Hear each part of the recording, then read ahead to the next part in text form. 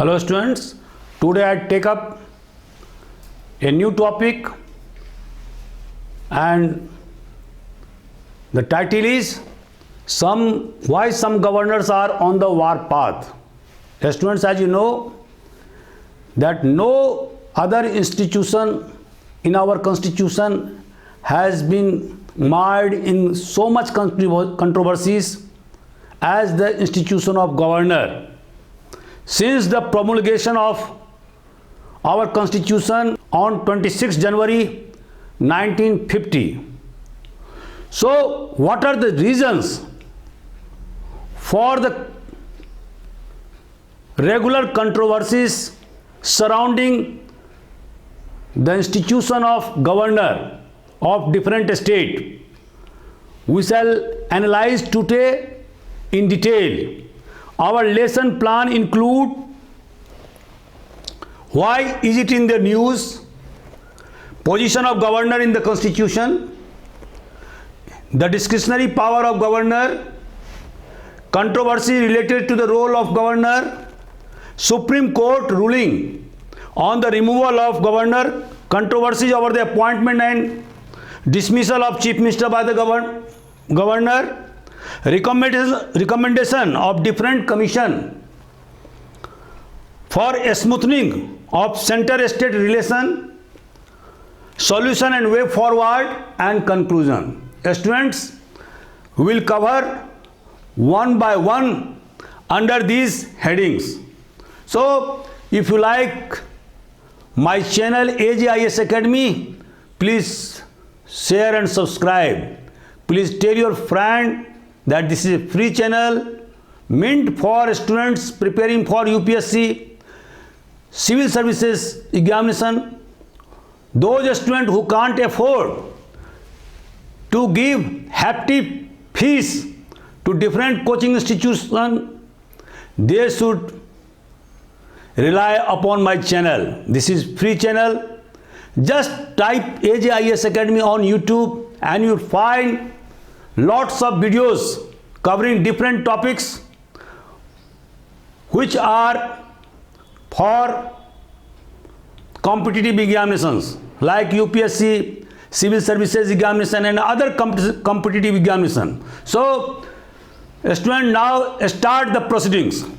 Now, why is it in the news? Number one, media reports about the confrontation between the governor of Maharashtra and Kerala and the state governments. Maharashtra governor refused to accept the date of election of the speaker recommended by the state government. Number three, the government of Kerala made an allegation that he was under pressure from the government to reappoint the vice chancellor of Kannur University. Again, he went into the public to express his anger and grievances. He said that he doesn't want to remain the chancellor anymore. Next, in West Bengal, what we see? The allegations and counter-allegations are leveled upon governor and chief ministers, and this has become a regular feature since Mamata Banerjee and the central government has tussled in the wake of the assembly election in West Bengal. Now, non-acceptance of the advice of the Council of Ministers has been witnessed in Rajasthan also. The confrontation between governor and chief minister has become a regular feature. Tamil Nadu Chief Minister M.K. Stalin announced last week that his government is pondering over as to how it can empower itself to win away the chancellorship from the governor. The governor of Tamil Nadu did not forward a bill even after the lapse of 3 months adopted by assembly to scrap national eligibility cum entrance test as a sole guiding factor for admission to undergraduate medical courses. Now, in this backdrop, when we see that there are a lot of controversies doing rounds between governors and chief ministers of state, and those states which are ruled by different parties at center and state, these states have become a battleground for tussle between chief ministers and governor. So now we look to what are the main provision in the constitution with regard to the position of governor. So let us proceed now. Governor is a constitutional head of the state. All the executive functions are carried out in the name of governor. In a similar way, as we find that all the executive works in the central government is carried out in the name of the President of India. Now, role of governor is similar to that of President of India, but not exactly the same as the President of India. And why I am telling this, I will narrate later on. Now, the governor also acts as the agent of the central government. So, what we see that governor, apart from being the constitutional head of the state, he is also the representative or agent of the central government posted at state in order to give all kinds of informations, developments that are occurring in the particular state, and by the institution of governor, the central government keep abreast of all the developments that are going in the state. So, governor is also the head of the executive, legislative, judicial power. He has got judicial power, legislative power. So, what we see that governor has got wide powers, but these powers are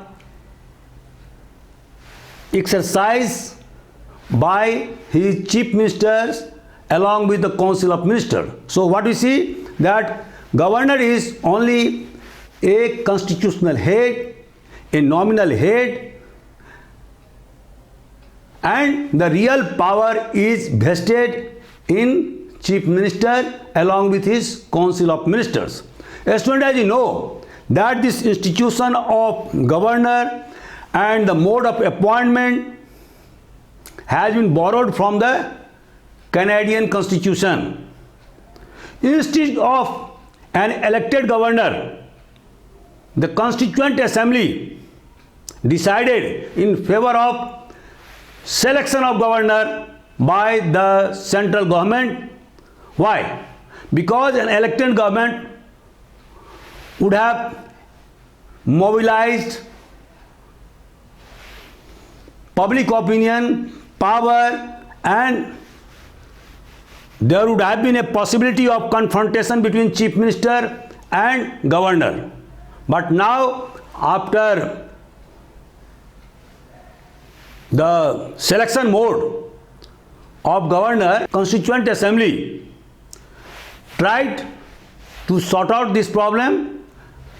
Secondly, the election of governor would have cost lot of money to the exchequer, and it would have been just a duplication of work. So now the position is that governor is appointed or selected by the ruling party at the center Now, what are the discretionary power? As you know that under Article 163 of the Constitution, Governor has got certain discretionary power, and these discretionary power are not to be found in case of the President of India.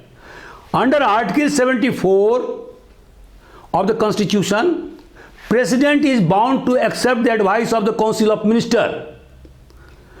He has been given only one time power for reconsideration, and once Parliament reconsider any decision or the executive, his executive government led by Prime Minister reconsider the decision, and then President has no choice but to sign over that bill, that resolution of the government. Further, in matters related to constitutional amendment bill or money bill, the President of India has no power for reconsideration. But student, what we see under Article 163, in addition to being the constitutional head of the state, Governor also have the discretionary power which he can exercise, and in doing or in exercising those discretionary power that I will narrate further, Governor is not bound to accept the advice of Council of Ministers. Again, his discretion or his decision in matters relating to discretionary power cannot be questioned in a court of law. That is a final. So, Governor has got certain important discretionary power. What are those discretionary power? For example, if number one, if no party gets majority in the state assembly, now it is the prerogative of Governor to appoint a leader as Chief Minister who is likely to get majority support in assembly. For example, in 1952, Rajagopalachari was made Chief Minister of Madras. Although Rajagopalachari did not contest election as an MLA, Governor Sri Prakash appointed him as Chief Minister of Congress Party, although the United Democratic Front had more MLAs, although not a majority, in a house of 375 MLAs. The Congress had only 162 MLAs in its kitty, but in spite of the larger number of MLAs with the United Democratic Front, the Governor invited Rajagopalachari as the Chief Minister of Madras. So, this is the discretionary power enjoyed by the Governor of a state in matters relating to dismissal of the Council of Ministers. Governor also enjoy certain discretionary power. But students, as you know, in the S.R. Bomai case, the Supreme Court ruled that whether a ministry or the Council of Ministers enjoys the majority or not, that will be tested on the floor of House. So what we see here, the discretionary power of Governor cannot be exercised in an arbitrary manner. He will have to take recourse to reason. First of all, he will have to summon the state assembly, and then he will have to direct the Council of Ministers for floor test, and if the incumbent Chief Minister doesn't get majority support, he will have to resign, as Yediyurappa did in 2018 when he had the support of 104 MLAs in Karnataka Assembly and did not get the majority. The Governor Bejwala sworn him oath, and there was a lot of controversies arising out of the appointment of Yediyurappa by the then governor, and so the Congress party approached Supreme Court, and Supreme Court ruled that the floor test will be conducted under camera, CCTV camera, and if Yediyurappa enjoys majority or he gets majority, then only he can remain as Chief Minister, otherwise he will have to resign. And student, as you know, that Yediyurappa had to resign because he could not muster majority in the House. So, what are the other discretionary powers? So I am telling you one by one that when governor exercises discretionary power, he is not supposed to take the advice of his Council of Ministers. These discretionary powers are entrusted to governors of Nagaland, Sikkim, Arunachal Pradesh, Gujarat, Maharashtra, in matters relating to Hyderabad, Karnataka region, so that ample representation should be given to those people living in Hyderabad, Karnataka region of Maharashtra. Similarly, in case of Gujarat, the development of Kathiawar region is the special responsibility of governor. Similarly, in case of Manipur, Nagaland, the law and order problem is the special discretionary power of the concerned governor. For the governor of Sikkim, he has been mandated to look into the problem arising out of the differences in socio-economic condition of different ethnic group.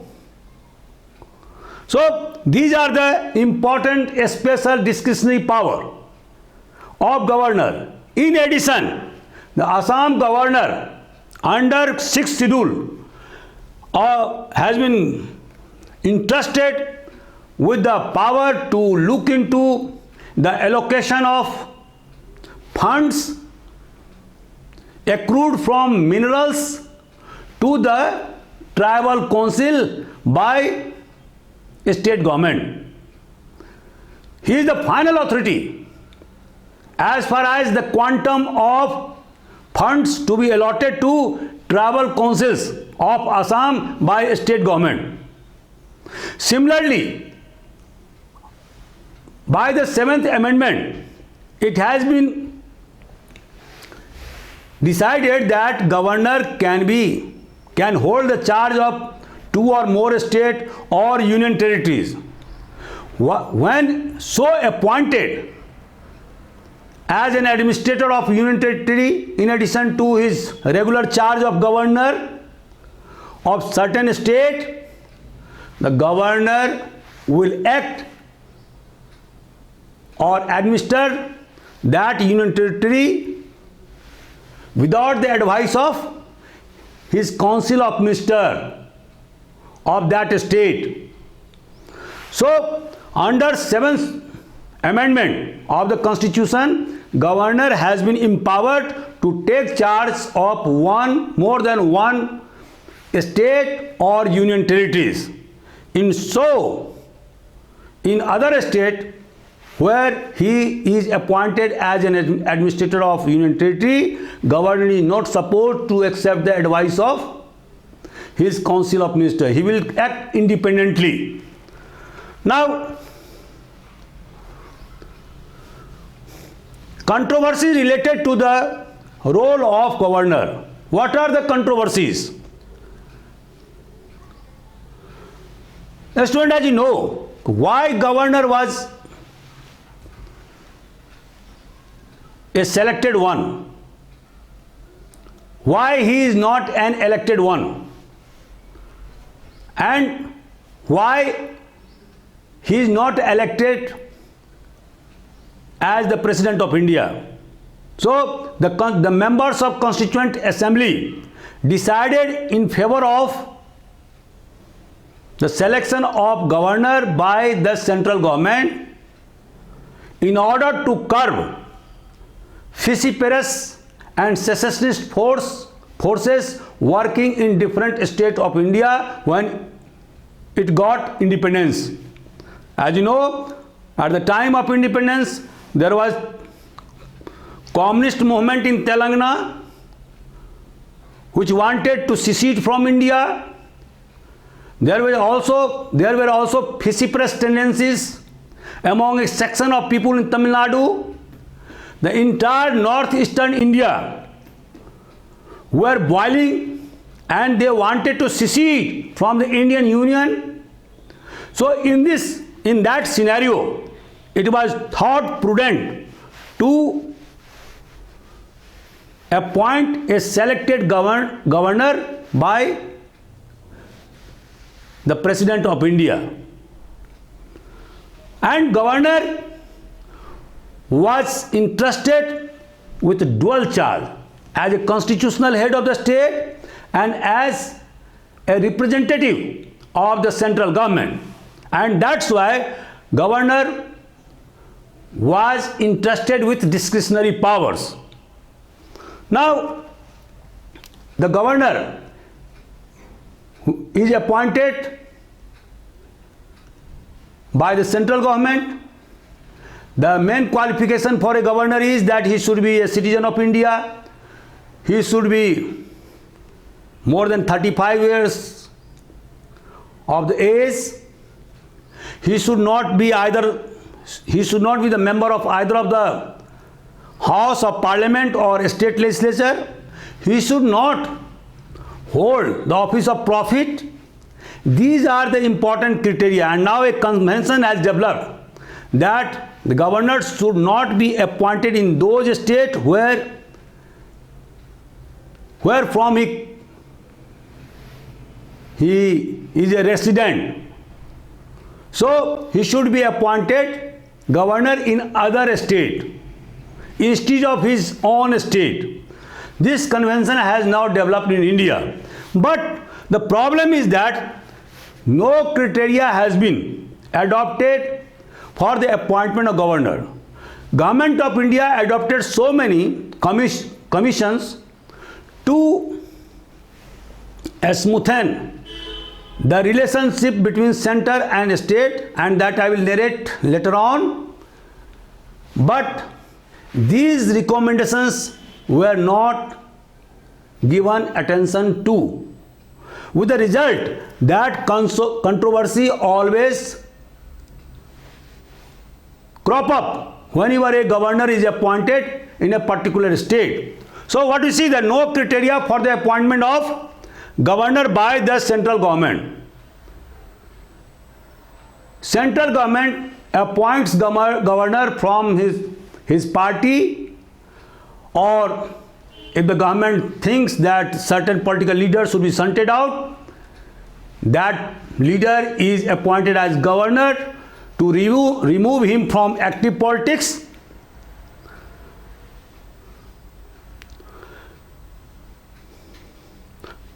Again, in appointment of the governor, the state government is not consulted upon, and this is a wrong precedent. Controversy regarding the removal of governor has also become an important point. Student, as you know, that the post of governor is a constitutional post, and the Supreme Court in Catena of Judgment ruled that governor cannot be removed on the whims and caprices of the central government. There must be certain reason for the removal or dismissal of governor. Governor is appointed for 5 years, his tenure is 5 years, and he holds the post during the pleasure of president. This means that president can anytime dismiss the governor, but the Supreme Court gave the verdict that this should not be done. He should not be removed arbitrarily, and removal must not smack malefied intention. So,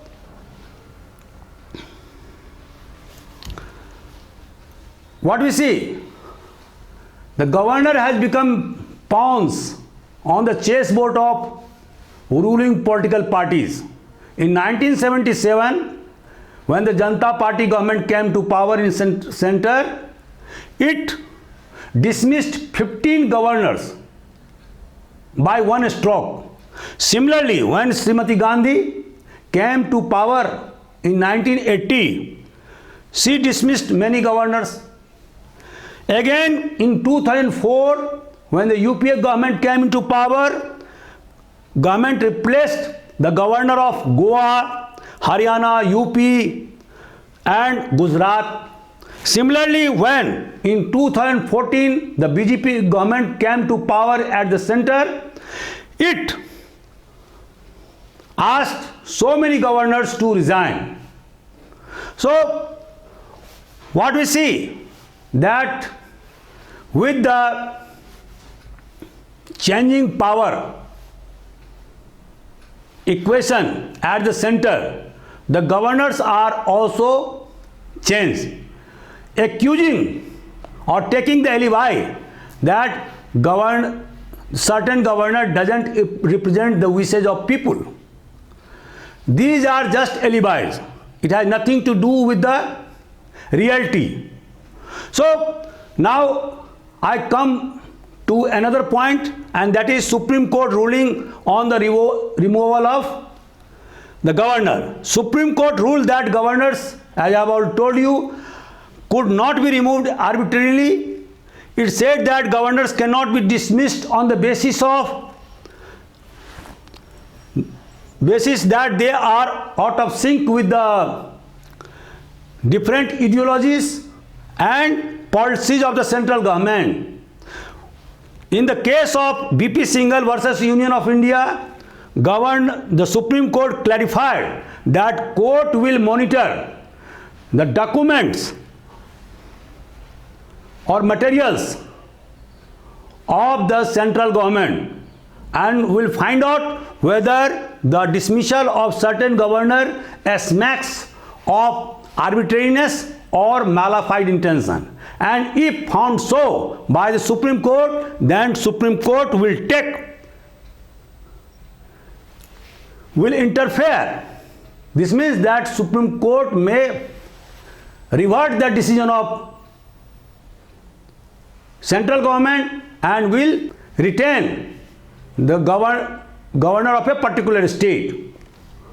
So, in the case of S.R. Bombay, as I have already told you, the Supreme Court ruled that the floor test must be done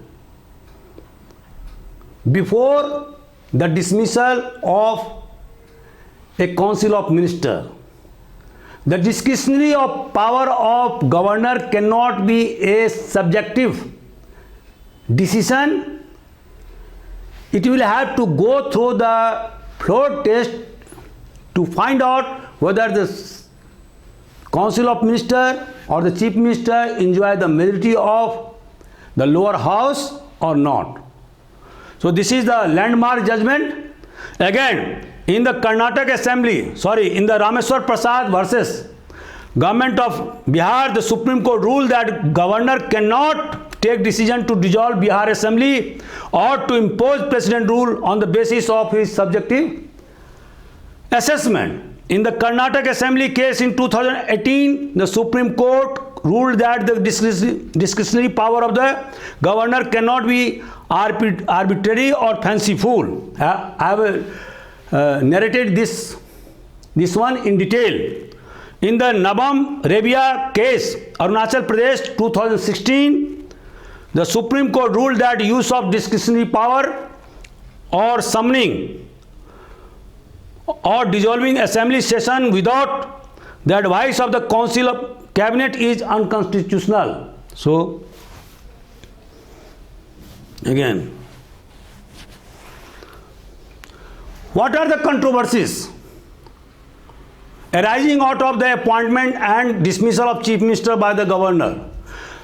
These are: the Governor appoints a leader as a Chief Minister who has a majority in the State Assembly. In case no single party got majority, the Governor has got discretionary power to appoint certain leader as Chief Minister of State, and he should invite the leader of the largest party. But this convention has not been followed by Governor of Goa, by Manipur, or several other states.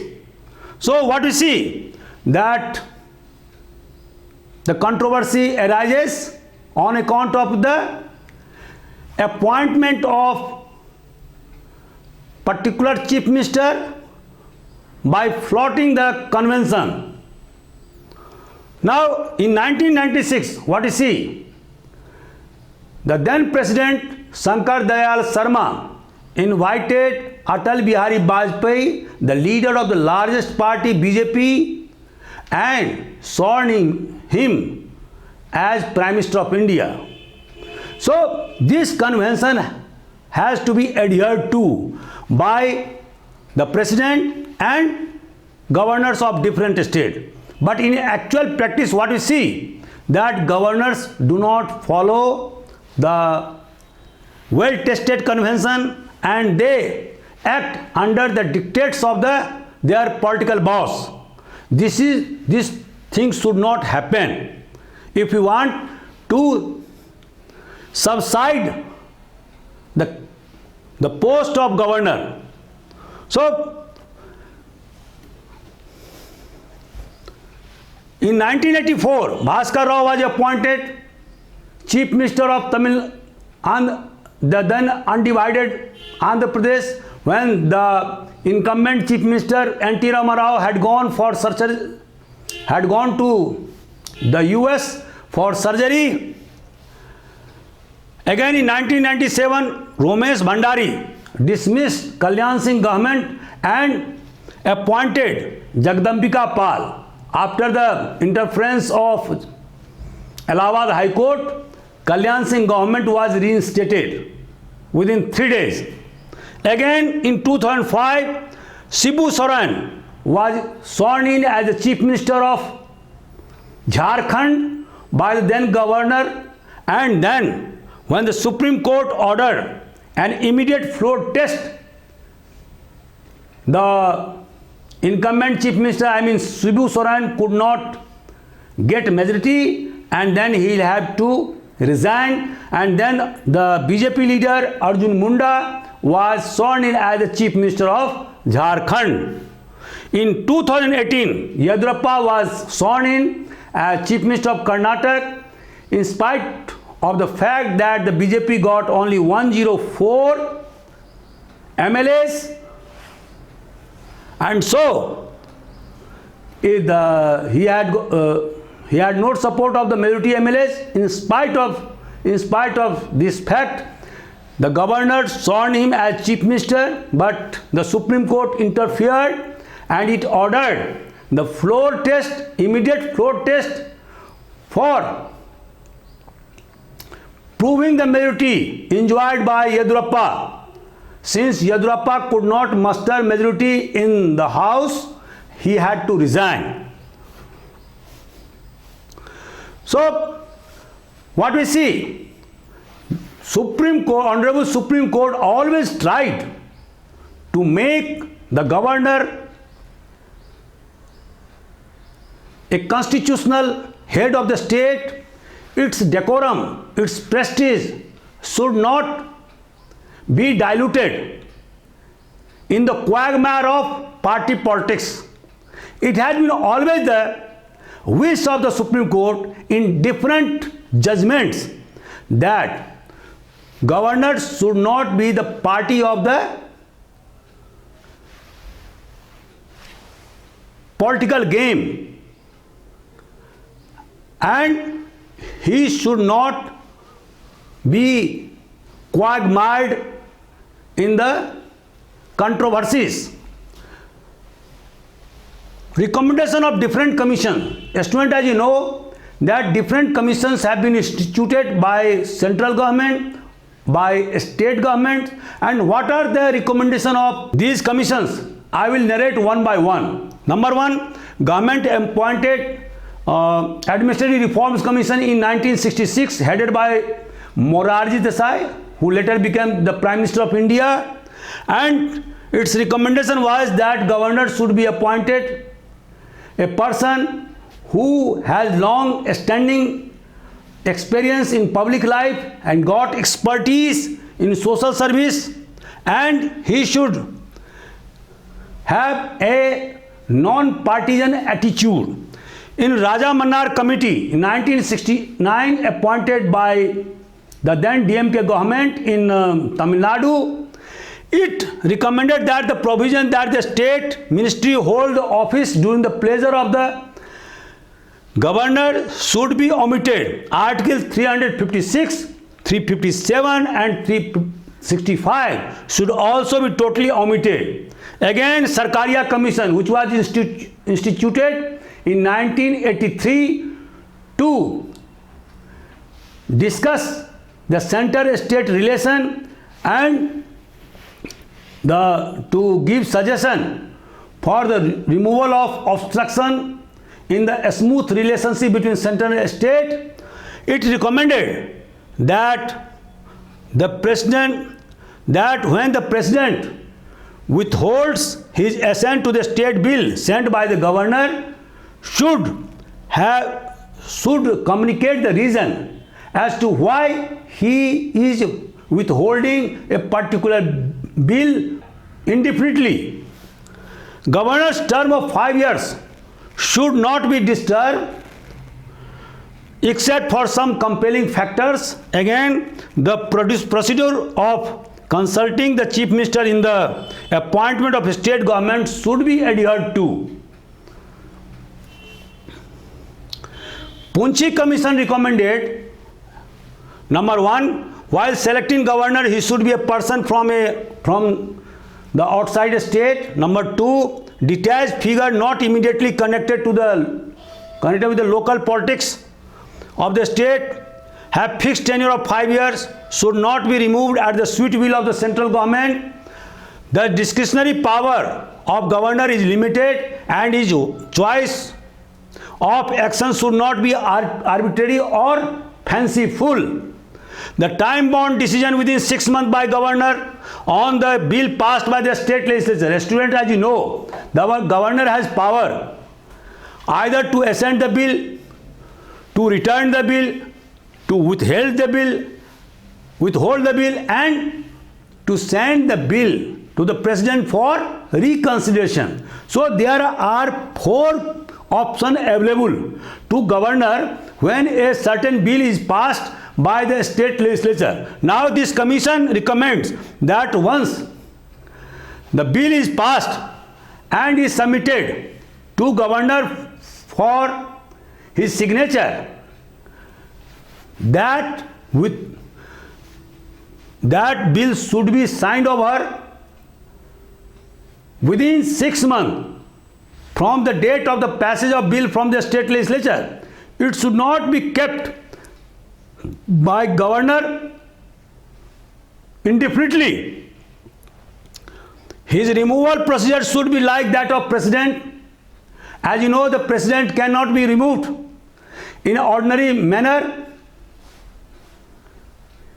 He can be removed by the process of impeachment, and this process of impeachment starts by the passage of impeachment motion in both houses of parliament by a special majority. It means the 2/3 majority of present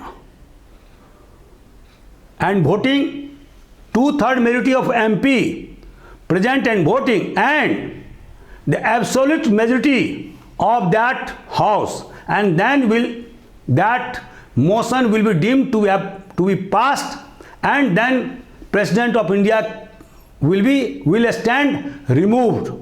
Such process is not for governor, because governor holds his position during the pleasure of the president. So the commission recommends that there must be a procedure like the president for the removal of governor. He should not be removed at the whims and caprices of the central government.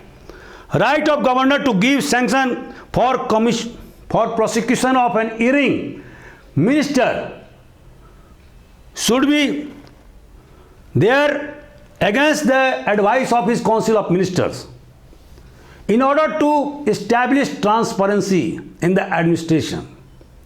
Now, since governor is a constitutional head, he will have to abide by the decision of council of ministers, but this commission recommend that if an erring minister has to be prosecuted in the larger interest of the state, the governor should have power to give sanction for the prosecution of that erring minister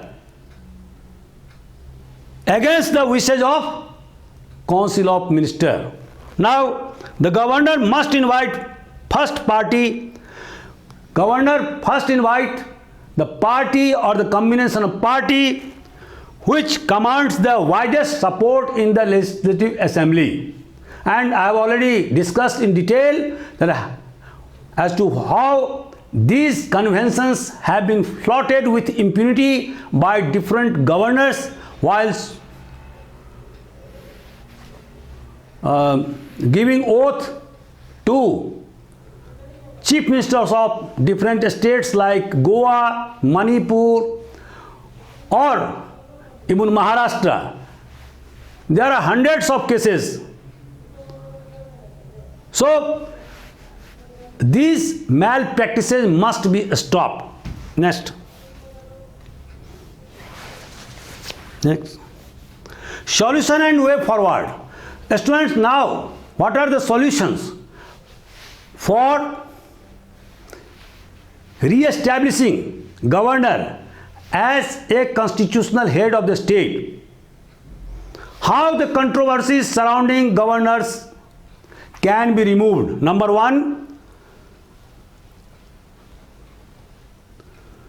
governor has also been assigned to keep the central government informed as to the important development taking place in the state. As I have already told you, that governor has been assigned two functions. As a constitutional head of the state, when he functions as constitutional head, he will have to abide by the decisions taken by the council of ministers headed by chief minister. He is bound to accept the advice of council of ministers. But in certain cases where the bill has been passed by council, by a state legislature, or a decision has been taken for lowering of the power of high court, or against the provision of directive principles of a state policy, or the certain bill which are at variance with the constitutional provision of India, then governor can send that bill for the reconsideration of president of India. So these are the discretionary power, and governor cannot be absolved of this discretionary power in the larger interest of the federal state of India. Now, next, we must understand that governor has dual function. This dual function are not assigned to the President of India, and so when governor works as a representative of the central government, we must understand his responsibilities, his limitations, and so he should not be mired in controversies.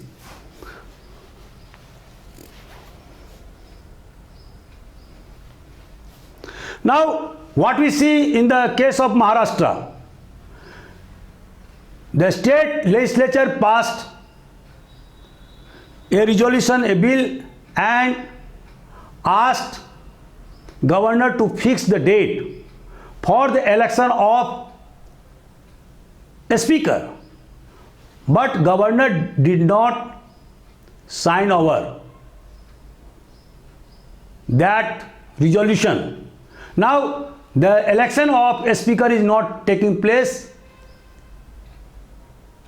in Maharashtra Legislative Assembly. This should not happen.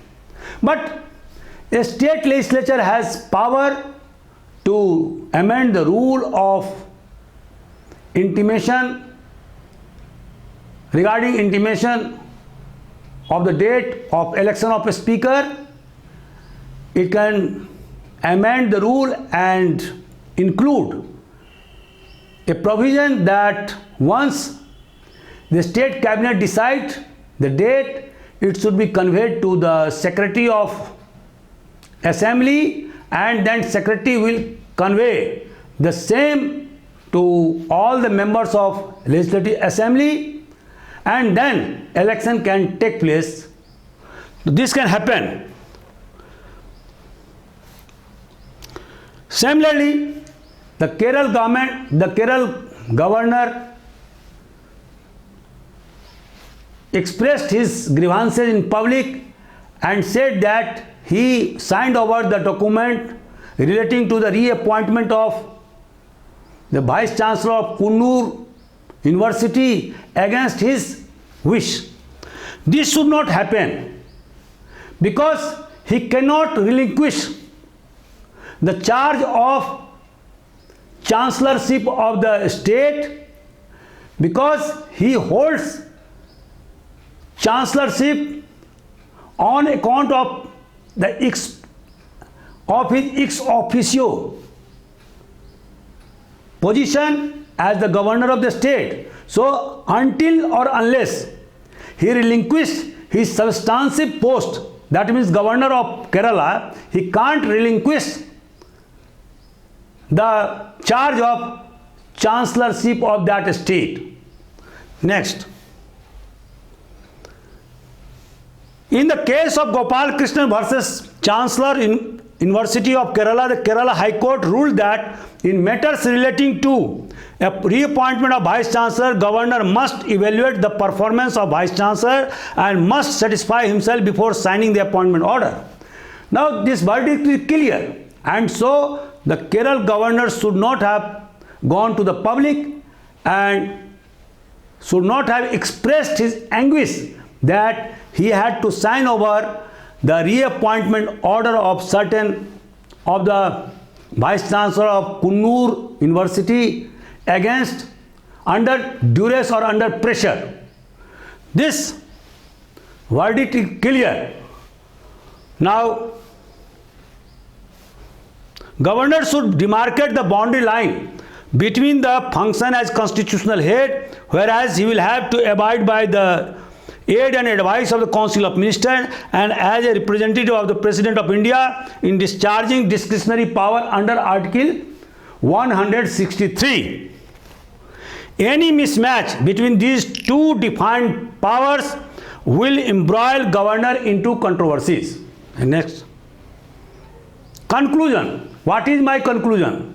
Student, number one, the highest constitutional authority in the state, governor is the highest constitutional authority in the state. All the executive works are carried out in the name of governor. No legislative bill can become act without the signature of governor. So, governor is part and parcel of the state legislature, although he is not the member of either house of the legislature. So, his decorum, his prestige must be maintained at any cost. Number two, he should function as a friend, philosopher and guide to his government.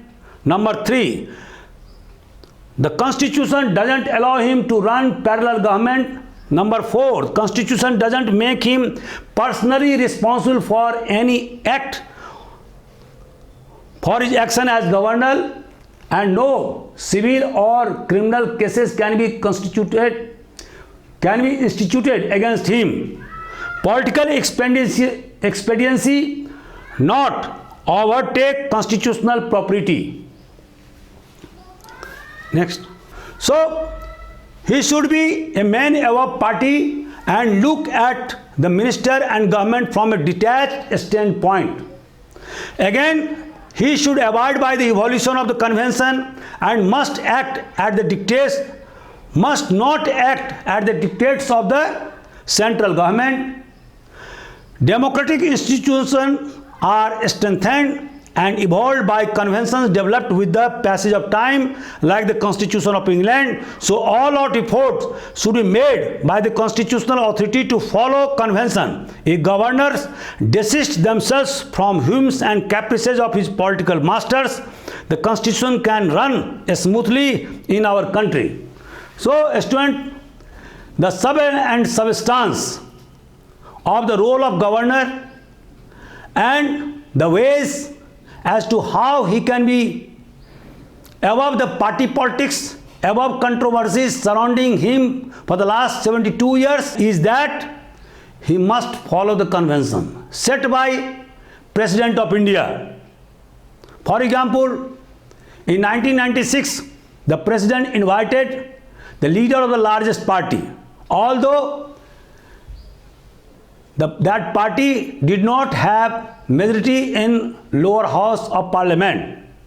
So, the different judgment of Supreme Court should be taken into account while taking decision by the governor of a particular state.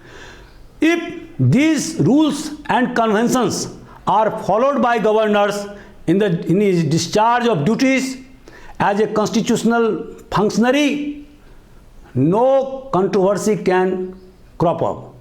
So, student, I am now winding up my lecture. I hope that you might have relished this lecture. If you have any suggestion, please send your comments, and I shall be very much thankful to you. Just type AJIS Academy on YouTube and open the playlist. You will find numerous videos, and these videos are meant for students preparing for UPSC and other civil services examinations. This is a free channel, so student, take benefit out of my lectures. I hope that you should take care of health. Thank you very much.